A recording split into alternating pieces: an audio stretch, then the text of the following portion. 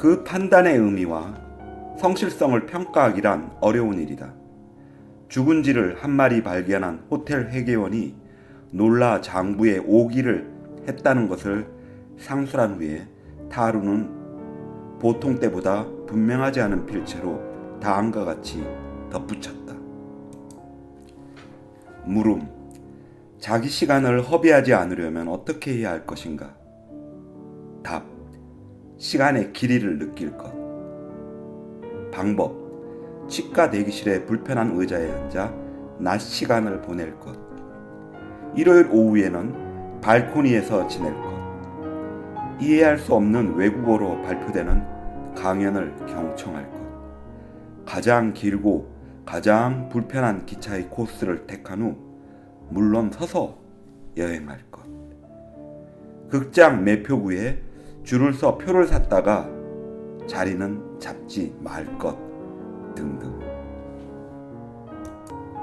그러나 이와 같은 엉뚱한 말투와 생각에 곧 이어서 수첩에는 이 도시의 전차라든지 그것의 조각배 같은 모양이라든지 불분명한 빛깔이라든지 언제나 변함없는 더러움 등에 대한 자세한 묘사로부터 시작해서 어떤 대상에 대한 설명은 아닌 듯 싶은 그것은 놀랄 만한 일이다 라는 귀절로 끝나는 관찰이 기록되어 있었다. 어쨌든 타루가 쥐 사건에 대해 지적해 놓은 것은 다음과 같다. 오늘 맞은편에 작달만한 늙은이는 당황했다. 이젠 고양이들이 보이지 않았기 때문이다. 거리마다 숱하게 발견되는 죽은 쥐들을 보고 자극을 받더니 고양이들은 정말로 자취를 감추었다. 내 생각으로는 고양이가 죽은 쥐를 먹는다는 일은 있을 수 없다. 전에 집에서 키우던 고양이들이 죽은 쥐를 싫어했다는 기억이 떠오른다.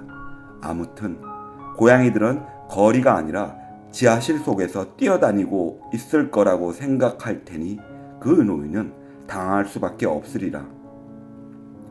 빗질도 제대로 하지 못한 채 노인은 활기가 없고 왠지 초조한 것으로 보인다.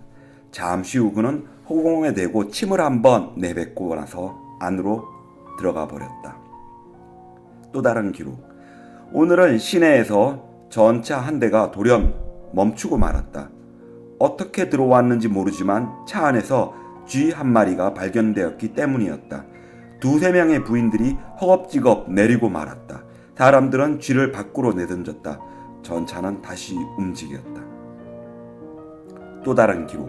호텔에서 어떤 믿음직한 야경원이 내게 자기는 이 쥐들 때문에 어떤 불행한 일이 닥치리라고 예상한다고 말했다. 쥐들이 배를 떠날 때 나는 그에게 그건 배의 경우에나 통하는 얘기고 도시에서는 결코 그런 일이 있어 본 적이 없다고 대답했다.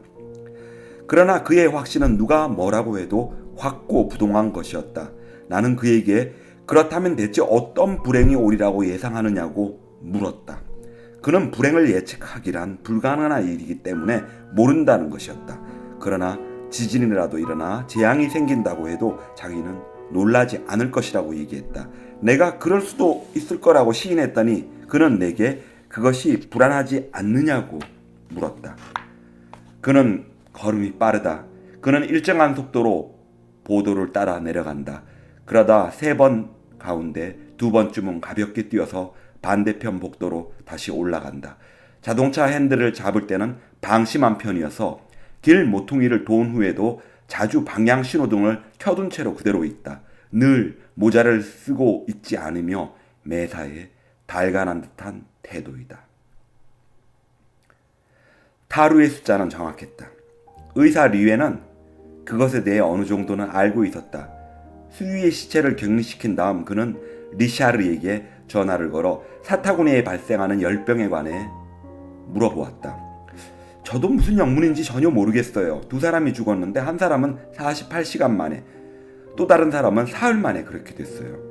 나중 사람은 그날 아침만 해도 겉보기엔 회복기에 든 것 같아 그냥 두었었죠. 리샤르가 대답했다. 그런 경우가 또 있거든 좀 알려주십시오. 리에가 말했다. 그는 다시 몇몇 의사들에게 전화를 걸었다. 이렇게 알아본 결과 며칠 사이에 약 20명의 비슷한 환자가 있었다는 사실을 알게 되었다. 그들은 거의 모두가 죽어갔다. 그래서 그는 오랑시 의사협회 간사인 리샤르에게 새로운 환자들은 격리시키자고 제안했다. 그러나 나로서는 어떻게 해볼 도리가 없군요. 리샤르가 대답했다. 도청으로부터 어떤 조치가 있어야 할 것 같습니다. 그런데 누가 전염병의 위험성이 있다고 했습니까? 누가 그런 말을 한 건 아닙니다. 하지만 심상치 않은 증세가 보여서 말입니다. 그러나 리샤르는 자기는 그럴 자격이 없다고 생각하고 있었다. 자기로서 할 수 있는 조치는 고작 해야 지사에게 그 일에 대해서 보고하는 것뿐이었다. 그러나 사람들이 말로만 이 문제를 거론하고 있는 가운데 날씨는 악화되어 가고 있었다. 수위가 숨진 다음 날 짙은 안개가 하늘을 뒤덮더니 억수 같은 소나기가 이 도시 위로 쏟아져 내렸다. 그 뒤를 이어 숨막힐 듯한 더위가 몰아닥쳤다. 바다조차도 그 짙은 푸르름을 잃어버린 채 안개가 낀 하늘에 쳐다보던 눈이 아플 정도로 은빛이나 또는 강철빛으로 반짝이고 있었다.